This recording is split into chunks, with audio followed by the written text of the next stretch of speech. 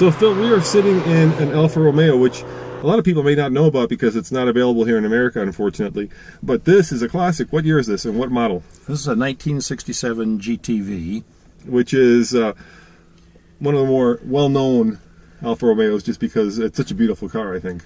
Well, they also make a pretty nice race car. Yeah. They're very popular in the U.S. and Europe as race cars. And, of course, I have a race car version of this as well.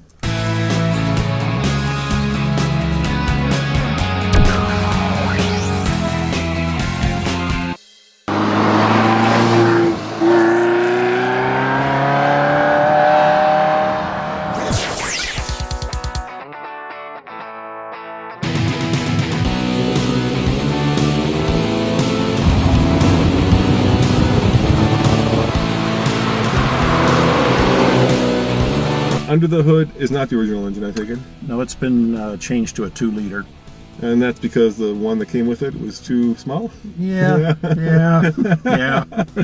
back in '67, their definition of horsepower and our definition of horsepower were very different. Right.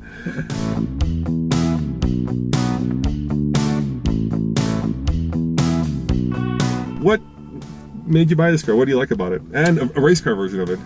Let's see. I bought the race car because I've been racing a little Alfa Mark 6 sports racer.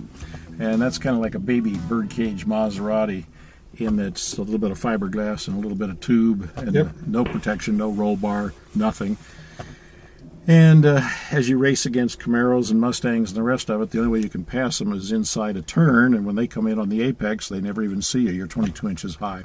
And as I got older and more fragile, I said, I need a car with a little more sheet metal. Yeah. So that led to the GTV with a roll bar and the rest of it. And this had a roll bar originally, right? Yeah, it did. Yeah. And that was all taken out. And then the same guy that I bought the race car from and worked forward with had this, which was also at one time owned by a guy at Centerline who did quite a bit of development work with it. And it looked nice. And knowing how much fun I was having with the race car, I said, yeah, what's one more car? Yeah, what's one more Alfa Romeo? Yeah. We also have a 60 Spider. What's your favorite part of it? This is a nice looking car. Yeah. And that's probably the best part of it. Even with a 2-liter engine, they're not all that strong.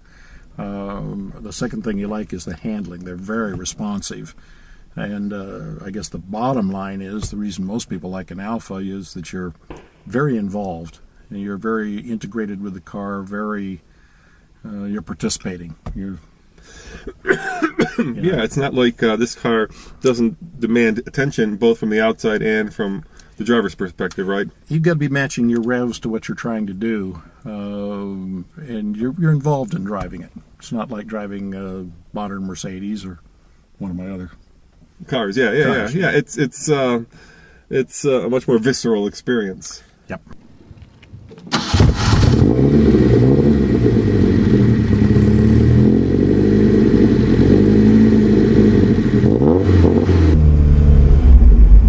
Yeah, I kind of feel like I'm outside of Rome.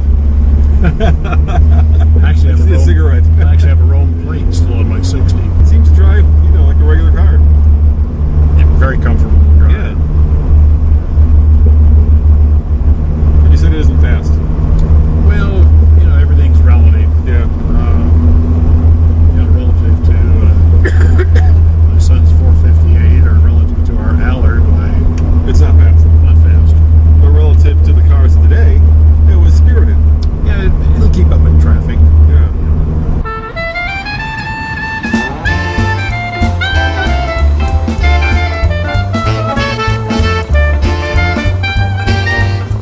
How much are these cars worth today?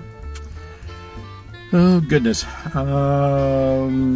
John Feeney's a pretty good buyer, so he gets nice ones for around $30,000. Yeah? And you're telling me you're spending more. Yeah. And if you want one really nicely together, you'd probably spend maybe $40,000. That's not bad. Not too bad at all. Not bad for a car that, is one of the classic cars of all time. Mm-hmm. And fun. And fun, yeah. Yeah. And do you know the history of Alfa Romeo? Yeah, not in detail, but of course, going far enough back, with the Colorado Grand that I participate in, we see a lot of 8C 2300s, 2900s.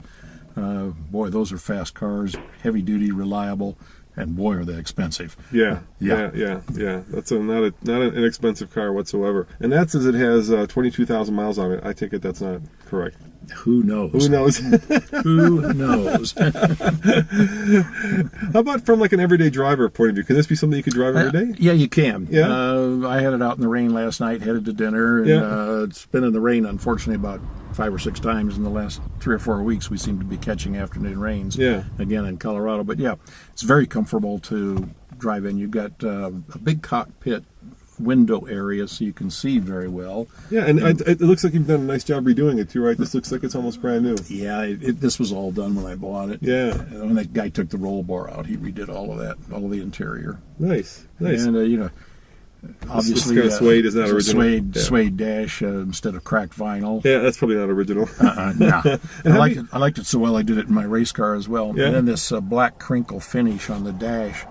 The originals have kind of a plasticized wood look that it's pretty Mickey Mouse. And how many speed transmission? This is nothing original. This is a 5-speed. Okay. But it is a 5-speed Alfa transmission. It's not a Tremec. So you have an upgraded motor, an upgraded transmission, upgraded suspension, upgraded suede interior. Nothing original. Nothing original. So there's no worry about historical value. Yeah, it's just all about the car and about driving it.